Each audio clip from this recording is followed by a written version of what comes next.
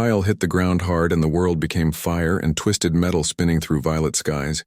His ship screamed apart around him, throwing sparks across alien soil that glowed faintly under two moons. And when the momentum finally stopped, he tasted copper and dirt and something sweet, like burnt sugar in the air. "Get up, soldier." The voice in his head was his own drill instructor from another life, another planet. And Kyle dragged himself through the shattered cockpit hatch, leaving a trail of red behind him, 3 ribs cracked, maybe 4 left arm useless, vision swimming but alive. He stumbled forward into a forest of crystalline trees that chimed softly in the wind, and behind him his ship groaned one last time before settling into silence. How far was the distress beacon broadcasting? Did anyone even patrol this sector? Kyle made it maybe 50 yards before his legs gave out, and he collapsed against something smooth and warm that pulsed with inner light. Just rest for a minute. Just 1 minute. That was when he heard it. Footsteps heavy and deliberate. Multiple sets. Kyle forced his eyes open and reached for the pistol at his hip. But his holster was empty, torn away in the crash. And all he had left were his fists and his stubborn human pride. The figure that emerged from the crystalline forest made his breath catch. She stood 7 feet tall, covered in scales that shifted from deep emerald to electric blue as she moved, and her eyes were pure gold with slit pupils that fixed on him like a predator spotting wounded prey. 2 others flanked her, equally massive, equally armed with weapons that looked like a cross between spears and rifles. The lead one approached slowly, her nostrils flaring as she scented the air, and when she spoke, her voice was deep and musical. A male injured.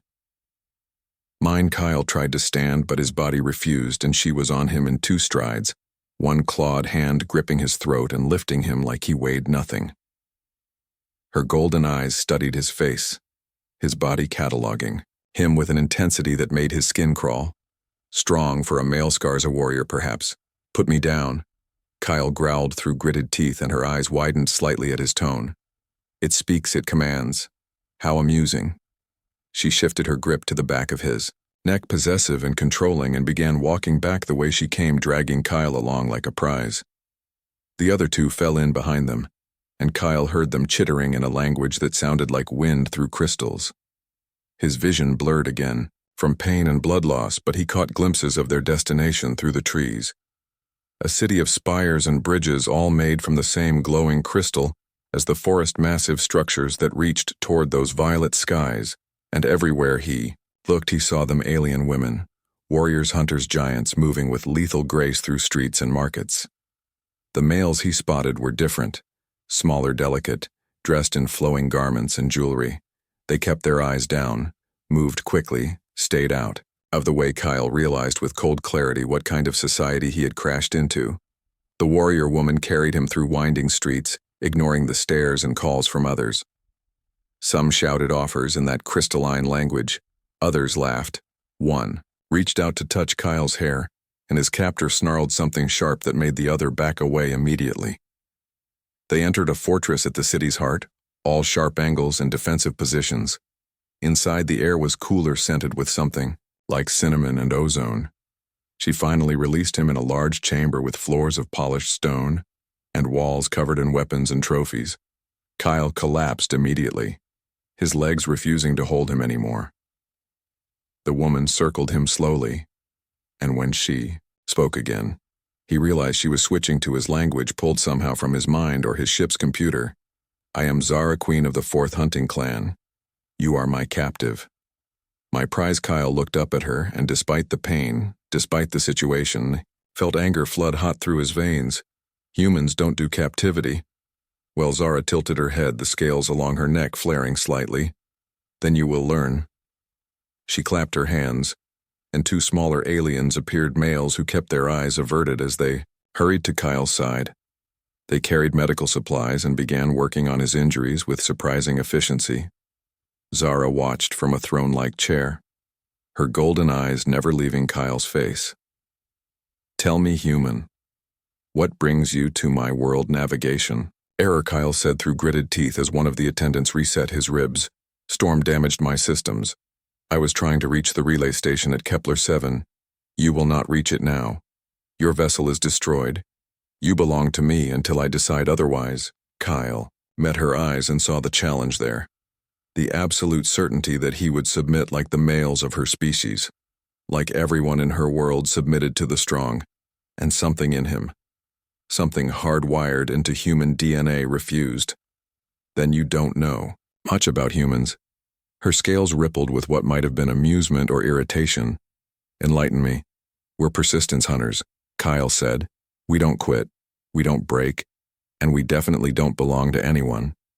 The attendants finished their work and fled, quickly leaving Kyle and Zara alone. She rose from her throne and crossed to him in 3 long strides, kneeling so they were eye to eye. Her face was alien but beautiful in a sharp, dangerous way, all angles and predatory grace. Brave words from someone who cannot stand.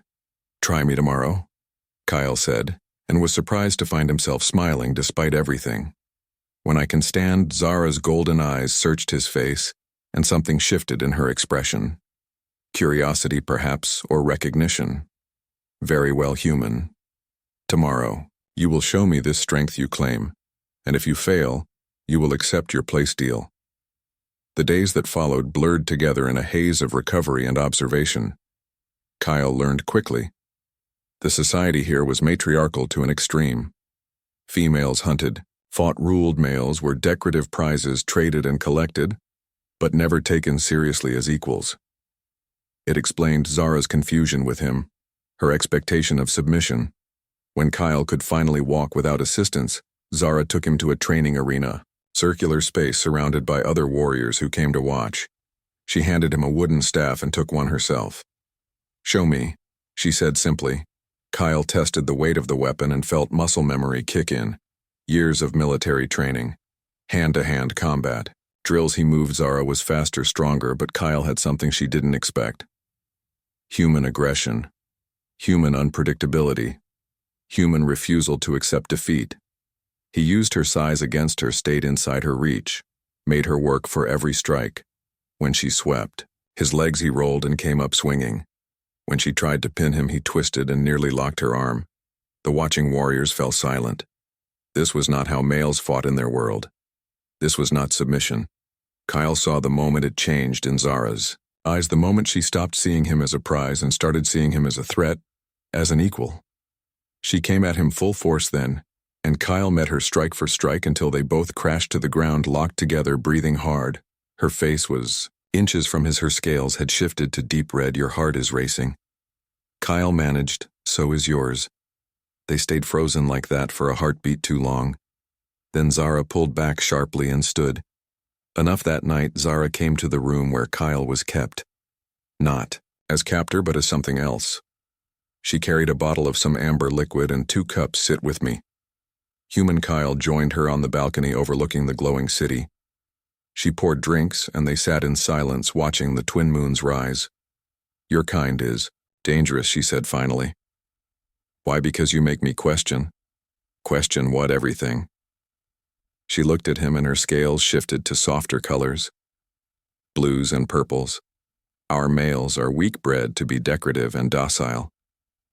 We are taught this from hatching. That strength belongs only to females, but you, Kyle, waited. You fight like a warrior. You refuse to submit. You look at me as an equal. And it frightens me. Good, Kyle said softly. Fear means you're alive. Means you're thinking. Zara laughed low and dangerous. In my world, females do not fear. Then maybe your world needs changing. The kiss happened before either of them planned it. Zara's mouth on his tasting of that amber drink, and something wild. Her scales were smooth under his hands, shifting colors rapidly. She pulled back first, her eyes wide. This is forbidden. Some rules deserve breaking, Kyle said. Zara stood quickly, pacing like a caged predator. If my clan knew, if the other queens discovered, let them discover. Come with me, instead. Zara stopped. What? Kyle stood facing her. I can repair my ship with parts from the city. I've been watching, learning. Help me fix it and we leave together.